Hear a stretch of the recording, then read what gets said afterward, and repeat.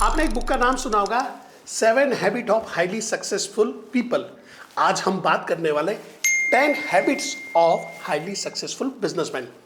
अगर बिजनेस को तेजी से आगे बढ़ाना है, ग्रोथ चाहिए है, बिजनेस के अंदर में रुकावट कम से कम चाहिए है, झंझट कम से कम चाहिए, ऐसे आपके अंदर में क्या गुण होने चाहिए जिसकी वजह से बिजनेस तेजी से आगे बढ़े, इसी के बारे में बात कर रहे हैं। तो दिल थाम के बैठिएगा, 10 चीज बताने वाला हूं जो आपके बिजनेस को नया रुख दे सकती है। Habit number 1, think scale. Think scale का मतलब है आप अपने बिजनेस को कहां से कितना एक्सपांड करना चाह रहे हो, क्या नई प्रोडक्ट की पाइपलाइन होनी चाहिए, कैसे बिजनेस को स्टेप बाय स्टेप आगे बढ़ाओगे। आज से 2 साल के बाद बिजनेस क्या है, 5 साल के बिजनेस क्या है, 10 साल के बाद आपका क्या बिजनेस देखना चाहते हो, और बिजनेस के अंदर में क्या क्या इकोसिस्टम में दूसरे, तीसरे या चौथे बिजनेस खड़े करना चाहते हो। कंटिन्यू ये आपके दिमाग में डे 1 से होना चाहिए। मैं अभी एक क्लाइंट के साथ में बैठा था जिन्होंने करीबन 200 करोड़ की कंपनी बना ली है, और उन्होंने एक डायरी बताई। ये डायरी थी 2014 की, और उन्होंने लिखा हुआ था मेरी ये प्रोडक्ट होगी, मेरा इस टाइप का होगा, मेरी ड्रीम टीम ऐसी होगी, मैं इस तरह से कस्टमर ये करूंगा, मेरा आइडियल कस्टमर ऐसा होगा। ये उन्होंने 2014-15 में लिख के रखा था, और आज करीबन 200 करोड़ की कंपनी है। अगर आपने स्केल को दिमाग में बना के रखा है तो आप रियलिटी में भी ला सकते हो, नहीं बना के रखा तो हरिओम स्वाहा। Point number 2, develop a strong and dedicated team. सबसे बड़ी दिक्कत है मेरे को लोग मिल ही नहीं रहे। अरे 140 करोड़ की आबादी है, क्या बात कर रहे हो साहब जी, आपके काम के आपको 10 लोग नहीं मिलेंगे, आपके काम के आपको 20 लोग नहीं मिलेंगे, ऐसा हो ही नहीं सकता। आपको लोग ढूंढने नहीं आ रहे हैं, यह तकलीफ है। तो लोग ढूंढना शुरू करिए, सीखिए और अपनी एक स्ट्रॉन्ग टीम बनाइए, क्योंकि आप टीम बनाओगे और टीम आपका बिजनेस बनाएगी। पॉइंट नंबर 3 जो सबसे टफ है, से नो पोलाइटली। ऐसी वो हर चीज को मैं ना बोलूंगा जो मेरे बिजनेस या मेरे बिजनेस के गोल के साथ में मैच नहीं हो रहा है। मैं अभी जैसे मेरी ही बात करूं, मैं बिजनेस को अपना डेवलप करना शुरू किया था। Then I have been approach by some political parties, जिन्होंने बोला था परेश भाई आप बोलने में तगड़े हो, बहुत अच्छा बोलते हो, मोटिवेशनल स्पीकर हो, आप क्यों हमारे साथ में जुड़ नहीं जाते हो, आप हमारे साथ में जुड़िए, हो सकता है फ्यूचर में आपको टिकट विकेट भी मिल जाए। मैंने एक ही चीज बोला, मेरा गोल क्या है। मेरा गोल है मेरे को मेरा बिजनेस एस्टैब्लिशमेंट करना है, किसी की दुकान नहीं चलानी है। तो मैंने बड़े प्यार से बोला सर अभी मैं वो लुकिंग जोन पे नहीं हूँ, और मेरे को नहीं लग रहा है कि मैं पॉलिटिकली करेक्ट अपने आप को कर पाऊंगा कभी भी, तो मैं थोड़ा सा इससे अवॉइड करना चाहूँगा। बट आपको जहाँ पे भी मेरे को सपोर्ट की जरूरत है, जहाँ पे भी कोई स्क्रिप्ट चाहिए, कोई मुद्दा चाहिए, मेरे को बोल दीजिए, मैं आपको दे दूंगा। काम हो गया, विन विन। और इसी के साथ चौथा point, win win situation. Example अभी दे चुका हूँ।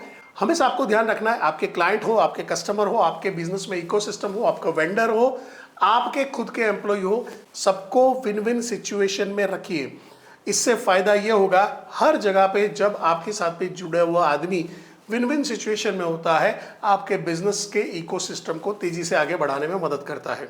4 चीजें आपको ज्यादा ही देगा, कम नहीं देगा। पर अगर आपने ये सोच के रखा है मेरा फायदा मेरा फायदा मेरा फायदा, शॉर्ट गेम के बारे में सोच रहे हो, लॉन्ग टर्म के बारे में नहीं सोच रहे हो, तो आपके लिए दिक्कत है। Point number 5, deliver more than the value.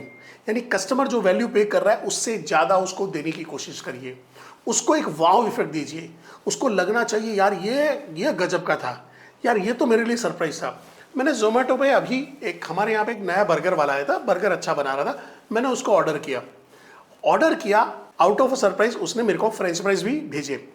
और फ्रेंच फ्राइज का टेस्ट जो फेमस जो ब्रांड्स हैं उसके ज़्यादा बेटर था, और फ्रेंच फ्राइज फ्री में आए, बर्गर अच्छा था, फ्रेंच फ्राइज अच्छा था। मैं धीरे से शिफ्ट हो गया यहाँ पे, और ये उसके लिए विन विन सिचुएशन था।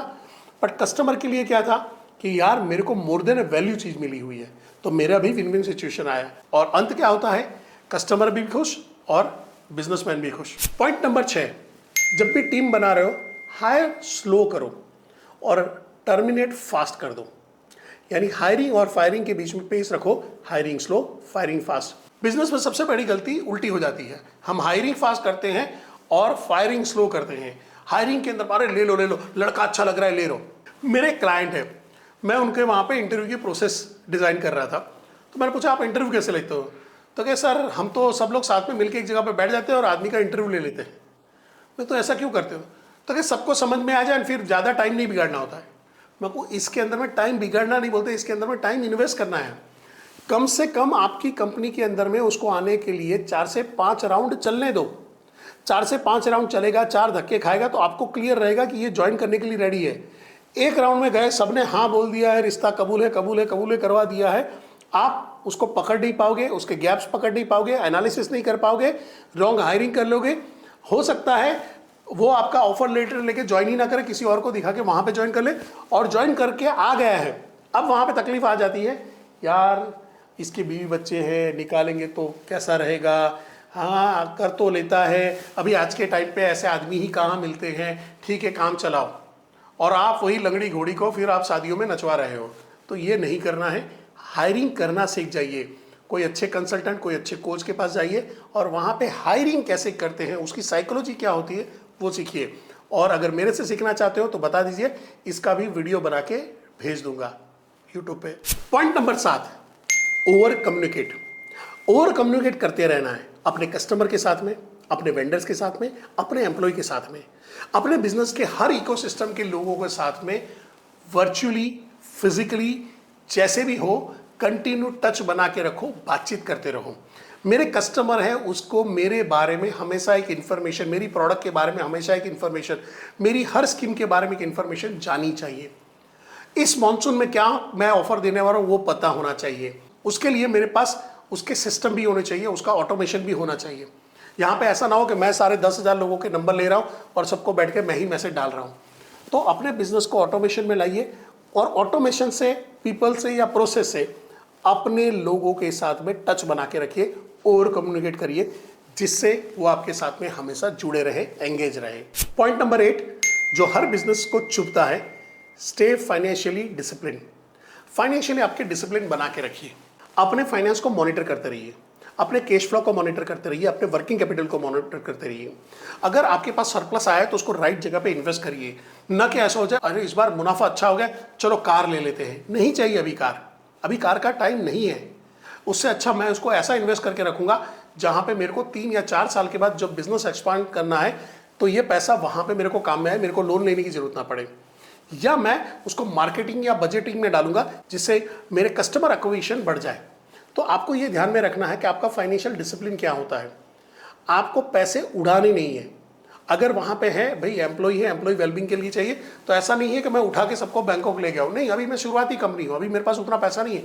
उदयपुर जाया जा सकता है, उदयपुर नहीं जाया जा सकता तो आबू जाया जा सकता है, आबू नहीं जाया सकता अहमदाबाद में रिजॉर्ट है, वहां पे पार्टी की जा सकती है। तो वो कंडीशन को समझना है, पैसों को फूंकना नहीं है, पैसों को इन्वेस्ट करना है। तो फाइनेंशियल डिसिप्लिन बना के रखना है। पॉइंट नंबर 9, और यहाँ पे अच्छे अच्छे बिजनेसमैन मार खा जाते हैं, एडॉप्ट क्विकली।